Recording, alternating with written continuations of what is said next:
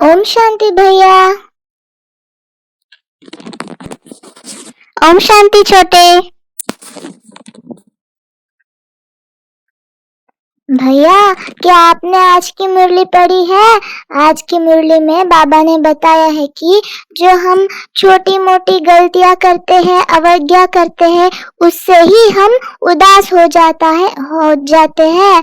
योग भी नहीं लगता और उदासी ही रहती है, खुशी नहीं रहता हमें। भैया, तो हम आज्ञाकारी बनने के लिए किसकी आज्ञाओं को मानना चाहिए? कैसे मानना चाहिए? आज्ञाकारी बच्चा कैसे होता है भैया?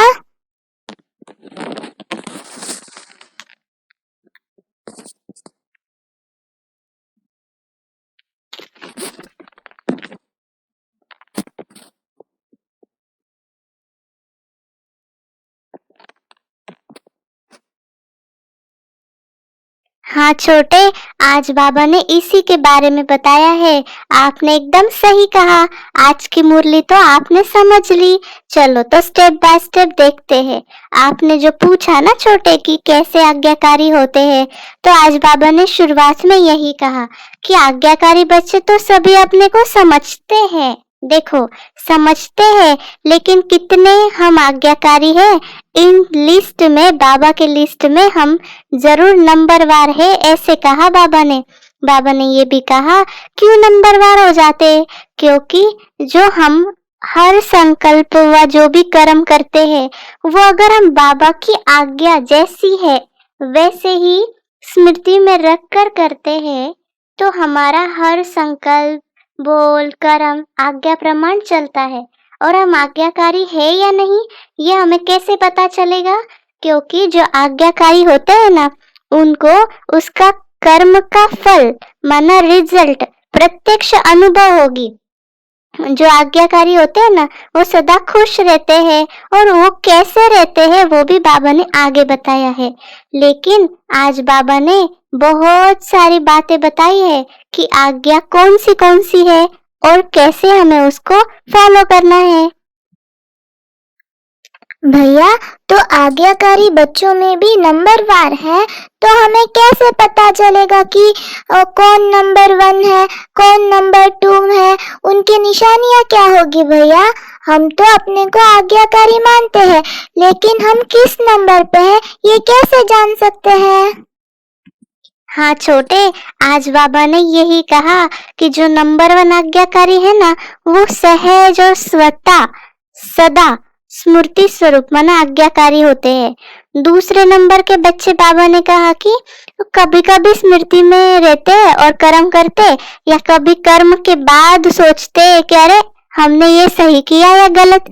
तीसरे नंबर के बारे में बाबा ने कहा कि मुझे तो उसके बारे में बात ही नहीं करनी है, बात ही छोड़ो, 2 ही मालाएं है, ऐसे कहा बाबा ने। पहली छोटी माला है, दूसरी बड़ी, तीसरी की तो माला ही नहीं है, ऐसे कहा। बाबा ने कहा कि नंबर 1 वाले थोड़े हैं, माना छोटी माला, और नंबर 2 वाले ज्यादा है, इसलिए बड़ी माला। देखा छोटे, बाबा क्या कह रहा है आज।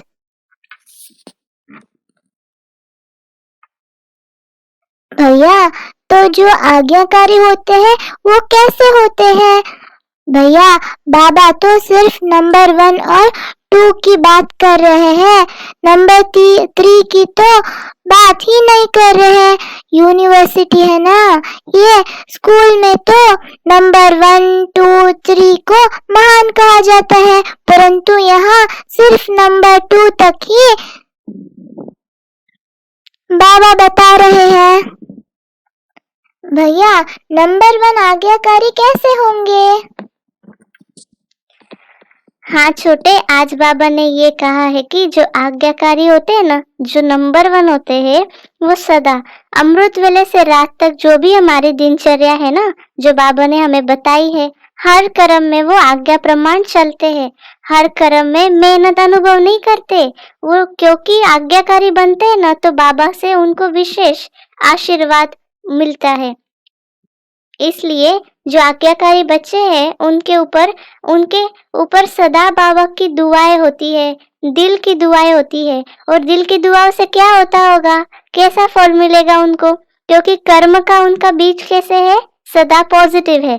तो बीज से जो प्राप्ति होंगी वो फल भी कैसा होगा। तो सोचो, बाबा ने आगे ये भी कहा कि ऐसे आत्माओं को बाबा से बहुत शक्ति मिलती है, इसलिए वो सदा संतुष्ट रहते हैं। और संतुष्टता भी स्वयं के प्रति भी और दूसरे जो संबंध संपर्क में आते हैं उन आत्माओं के साथ भी वो संतुष्ट रहते हैं। और अपने जो कर्म से रिजल्ट निकलती है ना, उन बातों में भी संतुष्ट रहते हैं। तो इन तीनों ही बातों में वो संतुष्ट रहते, क्योंकि आज्ञाकारी के कारण उनको बाबा से दुआएं और आशीर्वाद मिलती है, जिससे उनका फल पॉजिटिव माना शक्तिशाली होता है। तो ऐसे होंगे नंबर 1 आज्ञाकारी। भैया, तो कोई कोई आत्माएं तो किसी से भी संतुष्ट नहीं होते, दादियों से भी नहीं होते, बाबा से भी संतुष्ट नहीं होते। तो क्या करना चाहिए उन्हें संतुष्ट करने के लिए? अगर हम उन्हें संतुष्ट नहीं कर पाते तो हम नंबर 1 आज्ञाकारी नहीं बन सकते। बहुत अच्छा सवाल है छोटे। आगे बाबा ने यही कहा कि कोई कोई ना बहुत असंतुष्ट रहते हैं। उसके 3 कारण बाबा ने कहा। बाबा ने ये भी कहा कि कोई गलत फहमी में ना मिसअंडरस्टैंडिंग है तो असंतुष्ट होते हैं।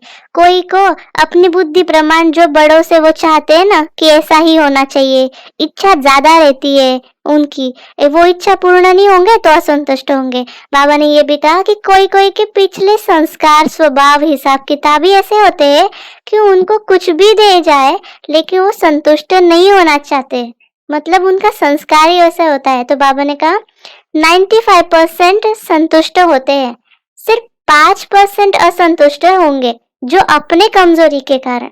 तो नंबर 1 आज्ञाकारियों से जो होंगे ना जो बच्चे, तो वो उनसे हमेशा 95% लोग तो संतुष्ट होंगे ही, और जो 5% होंगे वो भी अपने गलतियों के कारण नहीं होंगे। वो आत्माएं तो सबको बहुत संतुष्ट करेगी। और उसका कारण भी बाबा ने कहा कि जो नंबर 1 आज्ञाकारी होंगे ना, वो हमेशा हल्के रहते हैं, कर्म बंधन का बोझ नहीं होता है उनके ऊपर।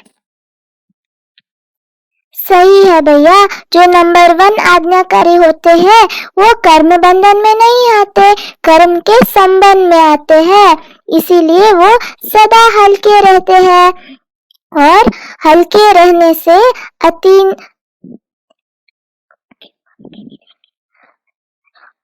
वो बाबा से आशीर्वाद जो लेते हैं ना, इसीलिए हल्के रहते हैं। बाबा से आशीर्वाद लेने से सदा अतीन्द्रिय सुख में रहते हैं, सदा अतीन्द्रिय सुख में रहते हैं, इसीलिए सदा संपन्न अनुभव करेंगे। तो भैया, जो आज्ञाकारी नहीं रहेंगे, माना नंबर 2 वाले, वो कैसे रहेंगे? उनकी निशानियां क्या है? हाँ छोटे, आगे बाबा ने यही कहा कि जो कभी कभी ऐसे बच्चे बताते हैं ना, बाबा के आगे अपने दिल की बात सुनाते हैं, बोलते हैं ना मालूम क्या हुआ है, आज अपने को खाली खाली अनुभव हो रहा है, कोई बात भी नहीं हुई है लेकिन फिर भी ऐसे सुख की अनुभूति नहीं हो रही है, कोई उल्टा काम भी नहीं किया है, छोटी मोटी भूल भी नहीं की है, इसलिए लेकिन चलते चलते ऐसा क्या होता है कि अकेलापन जैसा लग रहा है। तो बाबा ने कहा उनको क्यों ऐसा लगेगा, क्योंकि अनजान बन के या अलबेलेपन में अवज्ञा की है। तो बाबा ने बताया कौन सी अवज्ञा, अवज्ञा का बोझ है ना, इस वजह से उदासी आ जाती है। बाबा ने कहा पिछले जन्मों के जो कड़े संस्कार है वो तो है ही, वो तो अपने तरफ खींचते हैं, लेकिन वर्तमान जीवन जो हमारा ब्राह्मण जीवन है, इसमें भी जैसे बहुत सारे अवज्ञाएं हम करते हैं, जैसे ये अवज्ञाओं को दूर करने के लिए लगन की अग्नि स्वरूप का हमारा पुरुषार्थ होना चाहिए, शक्तिशाली याद की स्थिति होनी चाहिए, जिसे बाबा बोलते हैं बीज रूप, लाइट हाउस, माइट हाउस, ऐसी स्थिति होनी चाहिए। अगर ये सब नहीं है तो क्या होगा, उन बच्चों को पता ही नहीं चलेगा कि हमने कोई गलती भी नहीं की है, फिर भी मन कहीं पर भी नहीं लग रहा है, न याद में न सेवा में। ऐसी उदासी, ज्ञान द्वारा शांति मिलती है वो अलग, लेकिन बिना खुशी बिना आनंद की सन्नाटे की शांति महसूस होगी। बाबा ने कहा वो बिना रस की शांति होती है ना, वो दिल करेगा कि कहीं अकेले में चले जाए, बैठ जाए। ये निशानी है अवज्ञा की, कर्म का बोझ। बाबा ने कहा अवज्ञा कौन सी? जैसे पाप कर्म करना अलग बात है, कोई बड़ी भूल करना अलग, लेकिन छोटी छोटी अवज्ञा जैसे बाबा की आज्ञा है कि अमृत वेले विधि पूर्वक शक्तिशाली याद में रहो, तो अमृत वेले अगर इस आज्ञा प्रमाण नहीं चलते तो उसको क्या कहेंगे? बाबा ने और एक प्रश्न पूछा कि अगर कर्मयोगी बनकर चलो, ऐसे बोला है, निमित्त भाव से कर्म करो, निर्माण बनकर करो, दृष्टि वृत्ति कैसे रखो, ये सब आज्ञाएं है ना। अगर ये हम नहीं करते तो हम क्या करते हैं? अवज्ञा। तो इस अवज्ञा से क्या होगा? उदासी आएगी। तो बाबा ने कहा इसीलिए उन बच्चों को बहुत मेहनत लगती है, कभी कभी बहुत खुश, कभी कभी बिल्कुल नहीं, कभी कभी उड़ती कला, कभी कुछ भी नहीं। तो ये 2 नंबर बाबा ने कहा कौन हुआ? नंबर 1 आज्ञाकारी की तो विशेषताएं सुना दी, तो नंबर 2 कौन हुआ? जिसमें इन विशेषताओं की कमी है। 1 नंबर 2 और दूसरे नंबर की माला बन जाती है। बाबा ने ये बताया छोटे, समझ आया? सही है भैया, आज्ञा की अवज्ञा करने से ही उदासी आ जाती है। तो आज्ञा क्या है? आज्ञा ही बाप के कदम है। तो कदम पर कदम रख के चलना तो हमें सहज लगना चाहिए। वैसे भी बाप कहता है ना, सच्ची सीता है हम, और बाप के बच्चे हैं, तो बाप के कदम पर कदम रख के चलना हमें बहुत सहज होना चाहिए।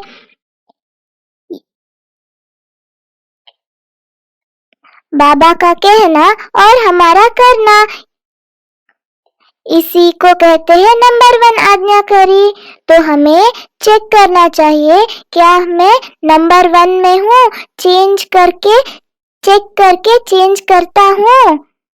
तो मुझे तो समझ में आ गया कि नंबर 1 या आज्ञाकारी कैसे बनना है। तो मैं अब से अपने हर चलन को चेक करके चेंज करूंगा।